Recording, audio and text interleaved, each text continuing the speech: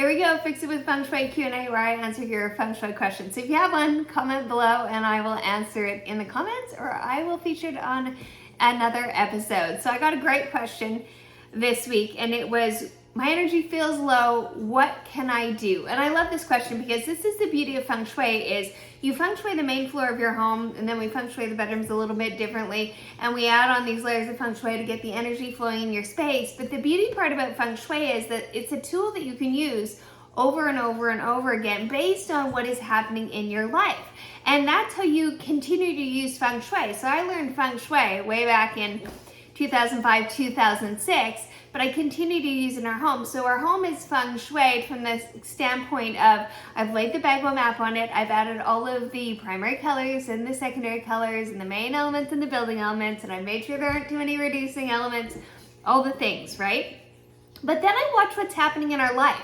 And I go, okay, I have a new dream, desire, goal in the abundance area, or there's something I want to do with my work, or we need to strengthen our relationship, or I need better communication with the kids, or I just want to go have a little bit more fun, or I wish this person would, or something would show up in this part of our life to help us. And so all of those things mean that I shift the energy in our home the moment we need a shift in energy in our life. So add a little bit more of the color. I do a declutter and a clean. I get that particular area of our home going. And so even a question like this, of my energy is low, what can I do? There are Feng Shui cures for that to help support you. So the first step I would do if my energy was low and I need to support me is I would take a look at the primary bedroom. I would give it a good clean and declutter, which I know your energy is already low and now you're making me do more things. But in order to increase your personal energy, we need to increase the energy in your home, and cleaning and decluttering does that, and adding in colors and elements does that. So that's where we begin. So do a quick declutter and clean in your primary bedroom, because that is where love energy is, and it's romantic love and self-love, so we're going to focus there for that. And then what I would do is I would take a bowl of Epsom salts, and I would put like a small bowl, it doesn't have to be big, and place it under your bed for 3 days. This just gives a really kind of light energy clearing, just to absorb any negative energy or any dull energy in your room, and then you just dispose of it. If you have animals, kids, whatever that might get into this bowl, you can place it like on a dresser or something, that's fine. I just like under the bed because the low energy kind of tends to gather there. So you're gonna focus on your primary bedroom first. You're gonna do a clean and declutter, get rid of things that don't belong there, raise the energy in that room, because you'll sleep better when you clean and declutter it, because everything in your room while you're sleeping is impacting your energy, because we have an energy field around us about 3 to 5 feet, and it like doubles and triples in size when you sleep. And so all the things in your room are impacting your energy in some sort of way while you're sleeping. So if there's a bunch of extra stuff in there, it's just not helping you out. Okay, so we're gonna focus there. And then what I would like you to do is go to the well-being area, which is in the center of your home. So this is mental, physical, and spiritual energy.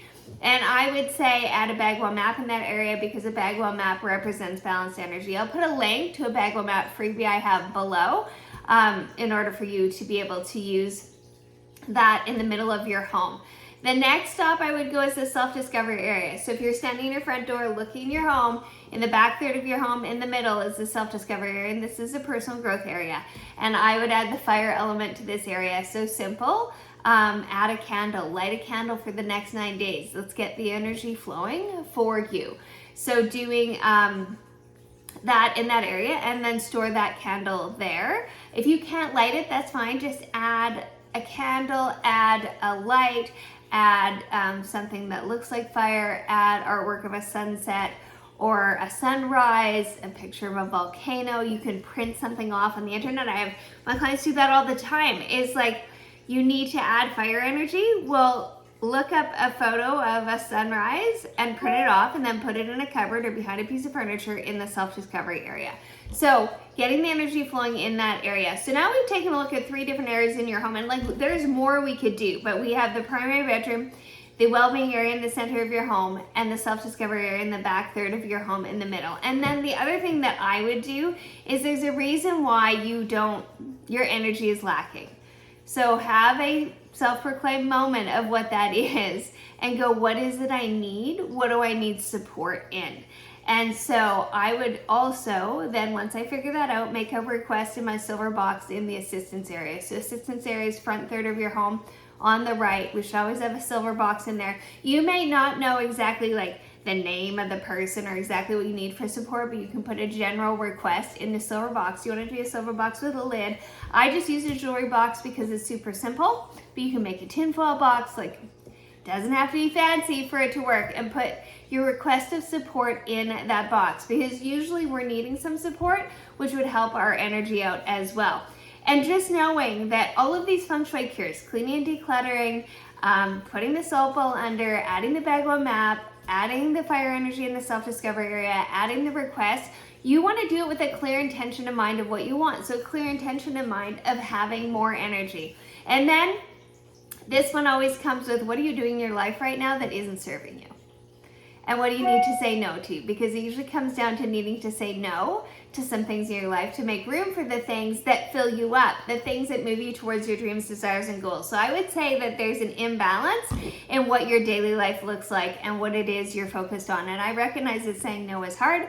I recognize that life is already really full. But start to really recognize the things that you can let go of or get support with, so that you can move forward what matters most to you, because those things are going to fill you up. The hobbies that you love, the things that you like doing, the dreams, desires, and goals you have moving towards them. Well, it might like make you tired at the end of the day. There's a difference between being tired and being drained. And this is where I go, choose your top 3 every day. Make sure every day you're doing 3 things that move you towards what it is you want most in your life. And that could be right now for your health and well-being. And maybe it's like you need to get out for a walk every day, or you need to schedule some time to meditate, or you need to schedule some time to like read a good book and just take care of you. And I'm talking like 5 minutes if that's all you have. But just recognize that once you begin to control how your day unfolds, because you are in charge of it all, the energy also begins to shift and time will open up for you, and you'll get better and better at saying yes to the things that matter most to you, that are most important, that move you towards the life you want to create and what you want, you know, to feel and experience every single day, versus saying yes to things because you feel obligated. So, bunch of feng shui tips, a little bit of a mindset tip and a daily structure tip in there for you. If you have any questions, let me know below. I will put that Bagua map freebie link below as well, so you can check that out, and I'll catch you on the next episode.